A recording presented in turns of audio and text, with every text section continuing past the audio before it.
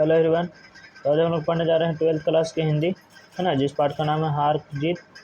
तो चलिए बिना देर के इसको हम लोग स्टार्ट करते हैं, है ना। तो इससे पहले हम लोग लेखक पक्ष के बारे में जान लेते हैं। तो जैसा कि आप देख पा रहे हैं, इस पाठ के लेखक हैं हमारे अशोक वाजपेयी जी, है ना। कौन है? तो अशोक वाजपेयी। इनका जन्म जो है, तो जन्म हुआ था 16 जनवरी 1941, ठीक है। कहाँ हुआ था? तो दुर्ग, छत्तीसगढ़ में। और इनका मूल निवास करने का मतलब होता है कि कहाँ रहते हैं ना, तो सागर मध्य प्रदेश में रहते। और इनके माता पिता का नाम, तो माता का नाम निर्मला देवी और पिता का नाम परमानंद वाजपेयी। अशोक वाजपेयी के पिता का नाम परमानंद वाजपेयी और माता जी का नाम निर्मला देवी। और कहता है अगलापन शिक्षा के बारे में। तो शिक्षा, इनकी प्रारंभिक शिक्षा गवर्नमेंट हायर सेकेंडरी स्कूल में हुई थी। कहाँ हुई थी? तो गवर्नमेंट हायर सेकेंडरी स्कूल में। और सागर विश्वविद्यालय से बीए किए थे और सेंट स्टीफेंस कॉलेज से दिल्ली में, है ना, जाकर के एम किए थे। उनके बाद इनकी आती है वृत्ति। क्या आती है? तो वृत्ति आती है। तो वृत्ति में इनका चर्चा था कि भारतीय प्रशासनिक सेवा के अधिकारी भी रहे और कई महत्वपूर्ण दायित्वों का निर्वाह किए हैं। और महात्मा गांधी अंतर्राष्ट्रीय हिंदी विश्वविद्यालय के प्रथम कुलपति रहे थे ना, वीसी रहे थे, है ना। किसके? तो हिंदी विश्वविद्यालय महात्मा गांधी इंटरनेशनल के।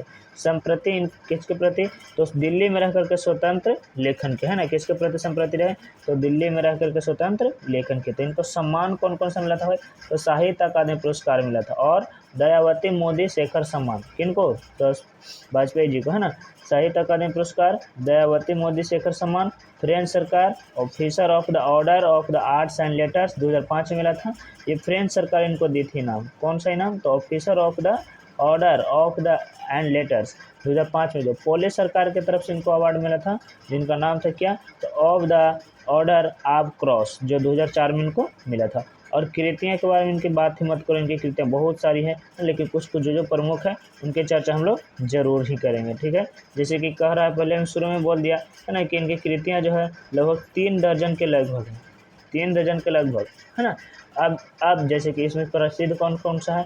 इनका प्रसिद्ध है शहर अभी संभावना है, एक पतंग अनंत में, है ना। उसके बाद अगर इतने से तत्पुरुष, कहीं नहीं वहीं, है ना, ये बहुत प्रमुख है इसी से, है ना, ये कहीं नहीं वहीं। उसके बाद फिर अकेला बहुरी अकेला, थोड़ी सी जगह, घास में दुबका, ये सब किनका रचना है?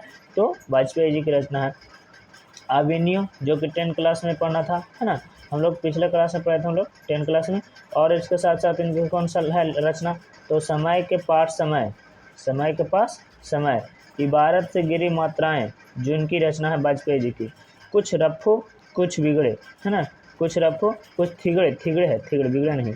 उम्मीद का दूसरा नाम किनका है? वाजपेयी जी का। बिपाशा, दुख चिठिराशा, कविता संग्रह जो के, इन सब रचना किनके हैं? तो अशोक वाजपेयी जी के हैं। और फिर बोलता है इनके साथ साथ और भी बहुत सारी रचनाएं हैं, जैसे फिलहाल, कुछ पूर्वग्रह, समय से बाहर, सीढ़ियाँ शुरू हो गई है, कविता के गल्प, कवि कह गया है, ये जो कि आलोचना है। तीसरा साक्ष्य, साहित्य विनोद, कला विनोद, पूर्वर्षु, कविता के जनपद, ये सभी किनके द्वारा लिखा गया है? तो वाजपेयी जी के द्वारा लिखा गया है। और इसके अलावा भी कुमार गंधर्व, निर्मला वर्मा, जनेन्द्र कुमार, हजारी प्रसाद द्विवेदी जी के साथ साथ बहुत सारे पुस्तकों का क्या किए हैं? संपादन ही किए हैं। इसके साथ साथ इनके जीवन पर जैसे थोड़ा बहुत ये भी प्रश्न पूछता रहता है, साहित्य पत्रिका द बुक रिव्यू समेत अनेक पत्रिकाओं के सलाहकार भी रहे और संपादक भी रहे। अर्थात सलाहकार मतलब कि बातों को विचार बताने वाला। अशोक वाजपेयी समसामयिक हिंदी के प्रमुख कवि हैं, आलोचक हैं, विचारक हैं और कला मर्मज्ञ, संपादक और संस्कृति कर्मी हैं। संस्कृति को अपने लेकर के चलते हैं। और ये 20वीं सदी के सबसे प्रसिद्ध कवि हैं। कब प्रसिद्ध हुए? तो 8वें दशक में, अर्थात 1980 के आसपास, ठीक है ना, 7वें 8वें दशक में। और फिर इनके चर्चा से, और फिर इसके बाद कुछ उतना नहीं आता है। इसके बाद आता है पाठ परिचय, जैसा कि हम लोग यहाँ पर देखेंगे कि प्रस्तुत कविता, है ना, प्रस्तुत कविता अशोक वाजपेयी कविता संकलन कहीं नहीं वहीं से लिया गया है। जो हम लोग पढ़ रहे हैं पाठ, वो कहाँ से लिया गया है? कहीं नहीं वहीं से, जो कि इनके वृत्ति में पढ़े थे। यह एक गद्य कविता है।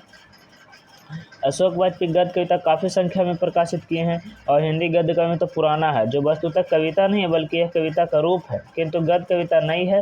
पिछले 15-20 वर्षों में अनेक कवियों द्वारा प्राप्त संख्या में ली गई है, जिनकी कविता है जो नई है ना। फ्रांसीसी, अंग्रेजी तथा यूरोपीय अमेरिकी भाषाओं में ढंग के लेखन 20वीं शताब्दी के द्वितीय बीज के साथ ही होता रहा। द्वितीय बीज के साथ इनको क्या था?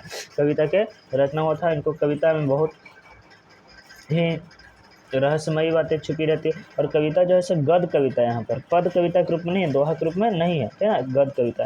और इसके बाद फिर बोलता है कि धरती के बोलचाल सामान्यतः मानव चिंतन के रूप में उगा हुआ है और तुर्क घुमावदार पेचीदा चौरस भी है और राजनीतिक जो इतिहास का भी चर्चा करता है और इसमें प्रश्न उठाती है और कौन से चौंक जाते हैं। इस पर कविता में हमेशा प्रश्न की बात करते हैं, गद्य कविता है। इसके बाद थोड़ा सा एक अशोक वाजपेयी जी क्या कहते हैं इनके बारे में, है ना, अपने आप के बारे में क्या कहते हैं वाजपेयी जी। जो साथ चले थे जाने कब अपनी अपनी राह निकल ली गए, जो साथ चले थे जाने कब अपनी अपनी राह कहाँ निकल गए, जाने कहाँ कहाँ रोशनी की तलाश में भटकने के बाद अब समझ में आ रहा है कि रोशनी कहीं और नहीं इन्हीं शब्दों से आ रही थी, है ना।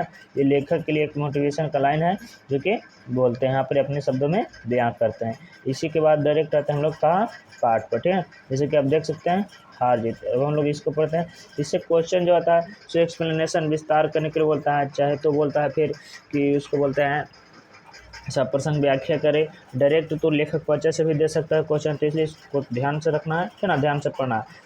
और फिर कोई दिक्कत हो तो कमेंट बताइए, अन्यथा फिर से इसको देख लीजिएगा। बोलता है वे उत्सव मना रहे हैं सारे शहर में रोशनी की जा रही है। ये कविता जो है गद्य कविता है ना, तो कुछ इस प्रकार से वे उत्सव मना रहे हैं सारे शहर में रोशनी की जा रही है, उन्हें बताया गया है कि उसकी सेना और रथ विजय प्राप्त कर लौट रहे हैं। कवि कहते हैं कि वे उत्सव मना रहे हैं सारे शहर में क्या की जा रही है, रोशनी की जा रही है, उन्हें बताया गया है कि उनकी सेना रथ विजय की प्राप्त करके लौट रही है। मतलब कि उनकी सेना जो है, प्रजा जो है, उनकी सेना विजय प्राप्त करके लौट रही है, इसलिए सब शहर में रोशनी किया जा रहा है, सब कोई उत्सव मना रहे हैं। नागरिकों में से ज़्यादातर को पता भी नहीं है कि किस युद्ध में उनके सेना शासक गए थे, युद्ध किस बात पर था, वह भी नहीं कि शत्रु कौन था, पर वे विजय पर्व मनाने की तैयारी में व्यस्त हैं।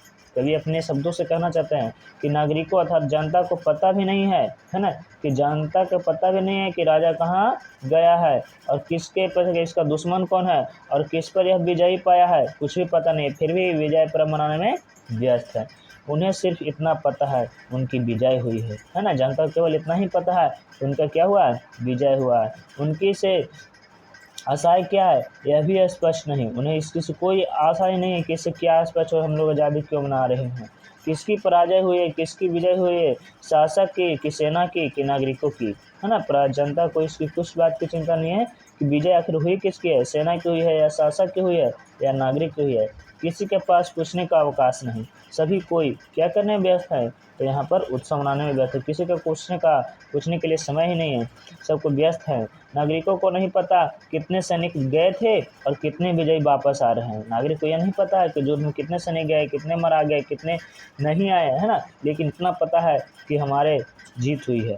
खेत में रहने वाले की सूची अप्रकाशित है, खेत में रहने वाले अर्थात किसानों की सूची अप्रकाशित है ना, इनका भी योगदान था, भोजन के व्यवस्था करने में किसान का ही योगदान था, इनकी कोई सूची नहीं है। सिर्फ एक बूढ़ा मशक वाला है जो सड़कों को सींचते हुए कह रहा है कि हम एक बार फिर हार गए।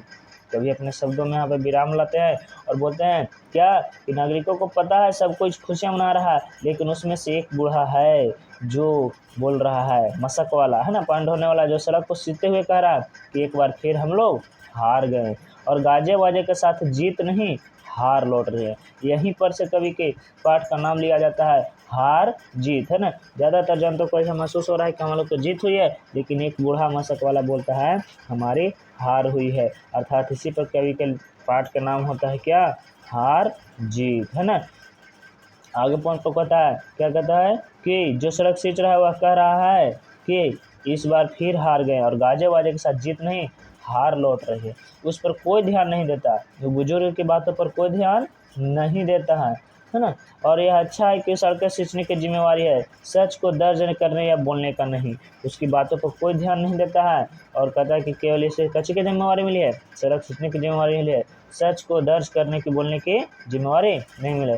जिन पर वे सेना के साथ जीत कर लौट कर आ रहे हैं, इससे बोलने की जिम्मेवारी नहीं मिले हैं, है ना। इस तरह से जनता सब कुछ होती है कि वह जीत करके आ रही है ना, लेकिन वो मशक वाला होता है कि हार करके आ रही है। ऐसे पर पाठ का नाम हार और जीत पड़ता है। इसके साथ इसका क्वेश्चन आंसर है, तो इसका क्वेश्चन आंसर अगले पाठ में हम कराएंगे। ठीक है, मिलते हैं फिर नेक्स्ट वीडियो में।